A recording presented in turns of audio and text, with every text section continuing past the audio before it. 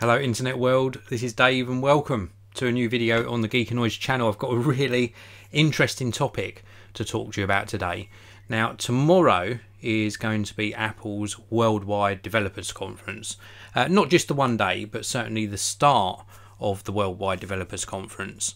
And indeed it's going to be a very exciting time for developers in all different countries that all go to Apple's headquarters and have a whole week of various workshops and events. So it's mainly about the software, but of course all of us, the onlookers, get excited about the announcements that are going to happen during the keynote. And I for one am extremely excited about Apple's announcements tomorrow. Now in this video I want to talk to you about my wish list. So this is not necessarily what's going to happen. They're not predictions. This is what I would love to see announced tomorrow. And then in the latter part of this video, I also want to talk to you about what we're going to see announced for definite. And then there's maybe one more thing right at the end. So please do stay tuned until the end. I'll also take your questions because this is a live broadcast. And I absolutely love interacting with you, so do leave me some questions in the live chat. If you're watching after the live broadcast, then you can leave me some questions or comments below, and I answer pretty much all of them. So before we start with my wish list, I want to say a big hello to some of you in the live chat. We've got Patrick Sullivan. Hello to you, Patrick. Also Golden Solution, a big hello to you. Gina M. Hi Gina, nice to see you in the live broadcast. We've also got David James, S. Baggins, Imran Hussein and Connor Morris. Good morning to you all. Thank you very much for tuning in. Now again, just one more thing to show you. If you've been eagle-eyed, you can see some boxes on my desk here. I've been doing some clearing out. If you're also even more eagle-eyed, you'll have seen these behind me in plenty of my videos.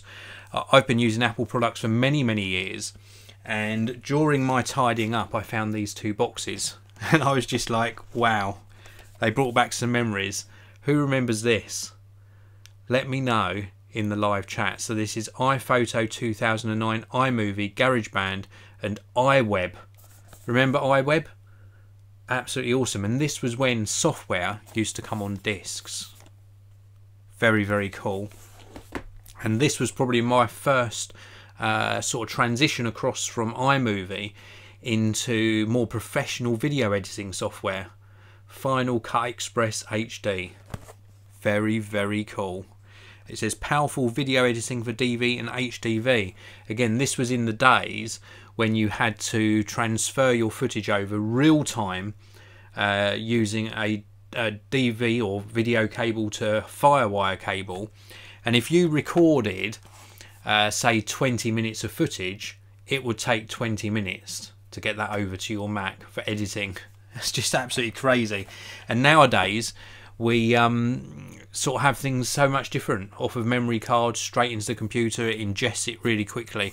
But I digress. I just wanted to share with you those two software boxes that I found whilst I was tidying up, and it's sort of relevant to today's broadcast because when I come on to what we're going to get announced tomorrow, it is primarily software, and they're two of the more earlier pieces of software that I found during my little tidy up period. But anyway, back to my wish list for the keynote tomorrow from Apple. And before I tell you the wish list, I will be broadcasting live after the Apple event tomorrow as well, so do tune in for that. But what I'm hoping to see is, would I use this every single day? This is my MacBook Pro. I did have a 15-inch one. It did experience problems. Apple weren't great at that stage with sorting the problems out, and when I replaced it with a 13-inch. I'm happy with the size, but I sort of regret the power of the computer. I wish that I'd had a 13-inch laptop, but with the power of the 15-inch. Purely because I sort of stream a lot, live streaming, and I often run my live broadcasts off of my Mac Pro. Today I'm not, I'm running it off of the computer behind me here. And I would love to be able to run the live broadcast off of a laptop as well. And this, albeit this is a top-end 13-inch Retina MacBook Pro, isn't capable of running the live broadcasting software. It's not got enough graphic processing power, and indeed I run what's called an Elgato Cam Link from the camera. That sort of makes the computer think it's a webcam, and even that software is not powerful enough to run that. So the first thing I'm hoping for on my wish list tomorrow, a new MacBook Pros. Now, it doesn't have to be a redesign at all. I'm more than happy with the hardware. We're not going to see more ports on a MacBook Pro. We're not going to see the reintroduction of the memory card reader, because I don't think Apple really listen to their users. But what we might see, if we do get my wish in a new MacBook Pro, is certainly upgraded processors. Probably Intel still in this next generation. Maybe in 2019 we might see Apple using their own chipsets, and I'm hoping for better graphic processing units as well. So as long as they reintroduce new MacBook Pros with really beefy processor specs, up to like a Core i9, with updated graphics processors in the same design, I will be more than happy. And it will certainly help with my production as well. The second thing on my wish list, and I know we're not going to get it, it's not going to be available to order, but certainly a sneak peek, like a first look at the new Mac Pro.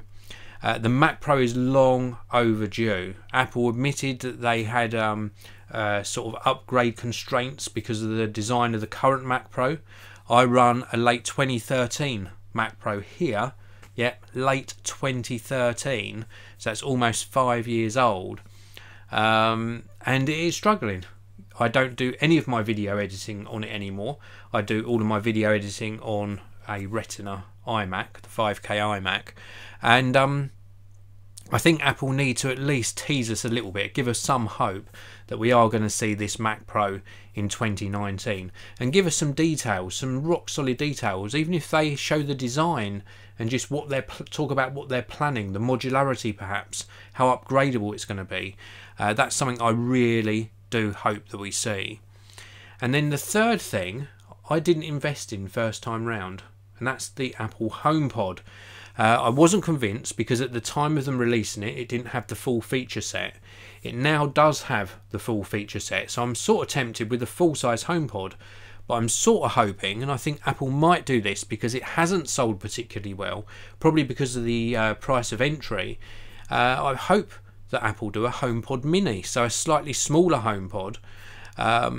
You know, Amazon do their Echo range. Also Google do their sort of Home Mini and Google Home speakers and the Home Max, so they do a range of different sizes, and I do think Apple will follow suit, whether it's this time around, i.e. tomorrow, or certainly later in the year. I hope it happens tomorrow that they announce a different size speaker.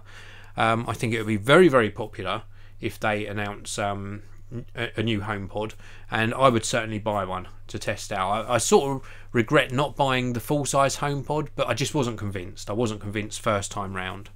With regards to what we're not going to see, we're not going to see new iPhones tomorrow, so don't get your hopes up for that. iPhones are going to be later in the year, sort of September, October time, and I know there's going to be a lot of questions from you in the chat about the iPhones coming out tomorrow. That I just don't think that's going to happen. Now, before I move on to what we're going to get, let's take a look inside the chat, because we've got so many people in the chat. Connor Morris is saying, nope, I don't remember that came out. iLife, never heard of it. Very, very cool. iLife was just what they call their suite of applications, like Pages, Numbers, etc. David James, it appears that a dark mode has leaked for macOS before tomorrow's keynote. Is that something you would like to see?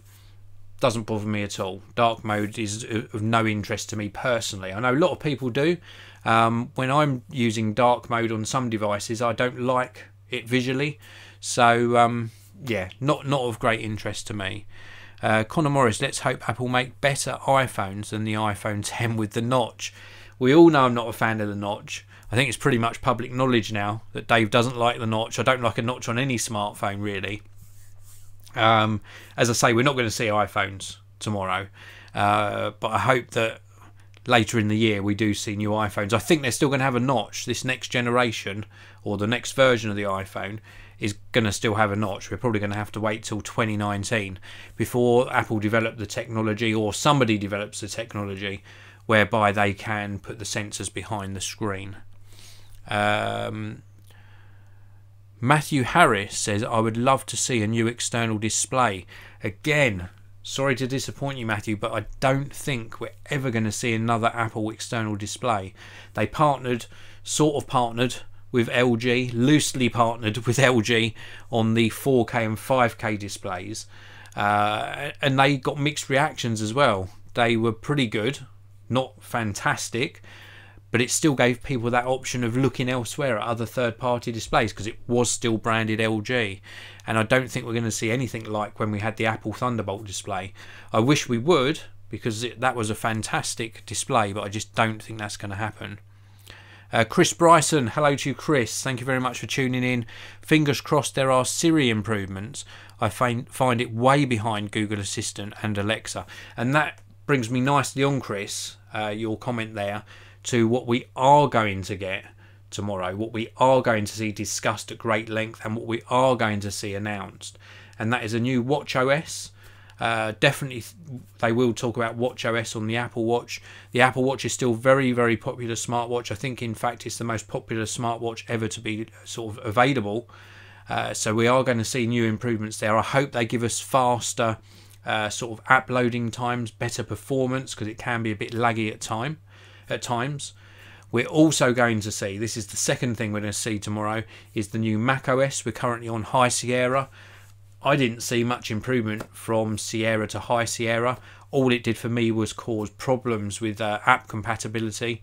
I think they're going to stop support for 32-bit apps, unless that's already happened. I'm not really sort of up to date on that, but we're certainly going to see a new macOS, and I hope instead of introducing lots of new features, they do this refinement where they improve performance. Stability's still fine for me. I haven't had a problem with stability of macOS High Sierra, but certainly just some app compatibility. And then you mentioned about Siri. Well, I think that's going to come in the announcement of iOS 12. Now, I've been very critical over the past few months, or probably year, of iOS 11. It's not great. In fact, I've got a picture here. If I just go to my photos of this. This was my screen just yesterday. Look at this screen. Look at that screen. That is the YouTube app, and it went all the way to the side. iOS 11 doing its job again. So many bugs. With iOS 12 that's going to be announced tomorrow, I hope that they have really done what they said they were going to do, which is pull it back, refocus, make it a lot more stable, and iron out all of these bugs and problems. A performance increase would be nice. Just don't cram it full of these gimmicky features that you use for the first couple of weeks and then you stop using.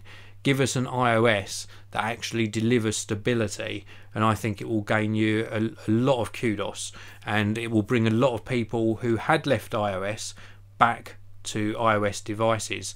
I moved to the OnePlus 5T and currently still considering whether I'm going to keep the OnePlus 6 as my daily driver. And certainly if iOS 12 was refocused, although I would not buy an iPhone 10 still, it would possibly make me use my iPhone 8 Plus as a daily driver again. So I hope that they do this refocusing.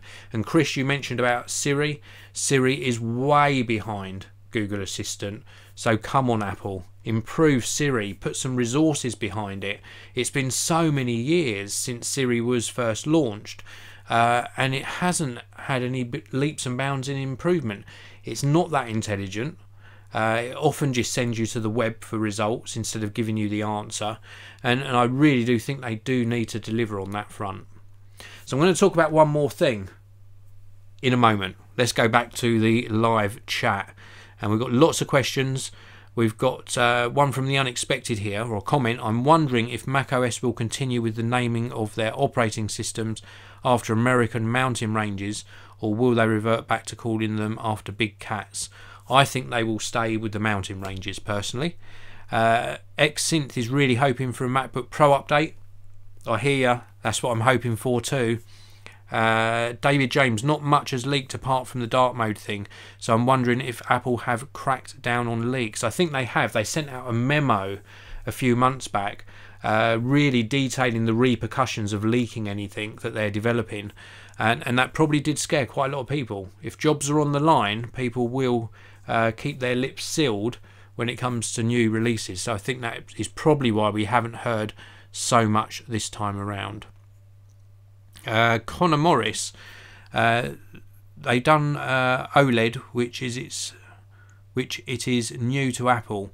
Wish they could do AMOLED displayed iPhones. We will probably see that later in the year. AMOLED displays across all of their devices, probably including the iPad as well. Best Tech LJL, will you be live tomorrow when it happens? No, I won't. I like to really sort of take the event in, get my own thoughts around it and analyse what's been announced, and then I'll go live after the event, and then I can discuss it in more detail rather than just doing it off the cuff. I like to sort of just analyse and spend a little bit of time just thinking about what's been announced, but definitely afterwards. And Connor Morris, iOS 11, very buggy, so be warned. Yes, indeed it is. So anyway, one more thing. I do think we might get one more thing tomorrow. There have been rumours of a round-faced Apple Watch. Now, obviously the square design is instantly recognisable as an Apple Watch, but I think that they will announce it and play this sort of game. They will say that they have cracked how to do a round-faced smartwatch and do it right.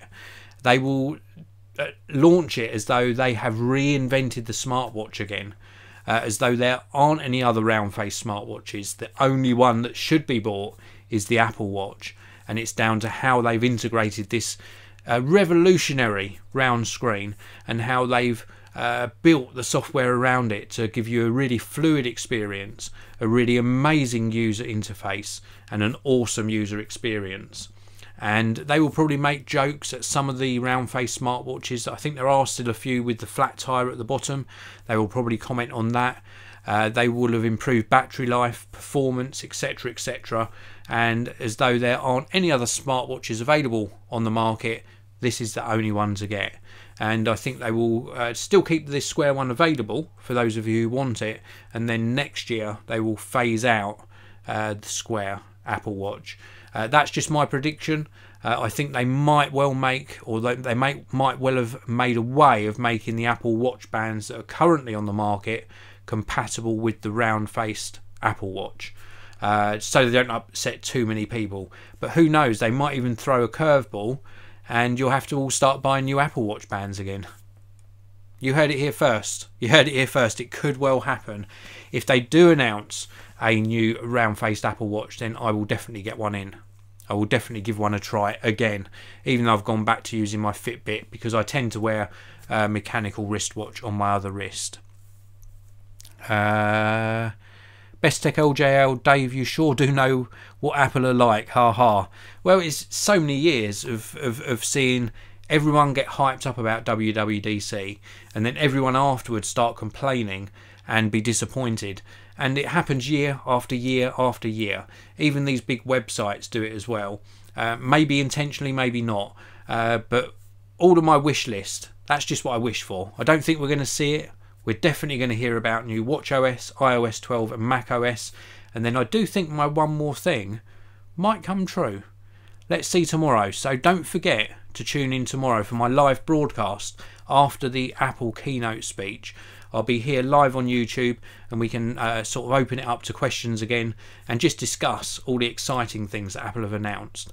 Thanks to everyone who's tuned in. Thanks for all of your questions, and I'll see you again soon in another video on Geekanoids. Goodbye for now.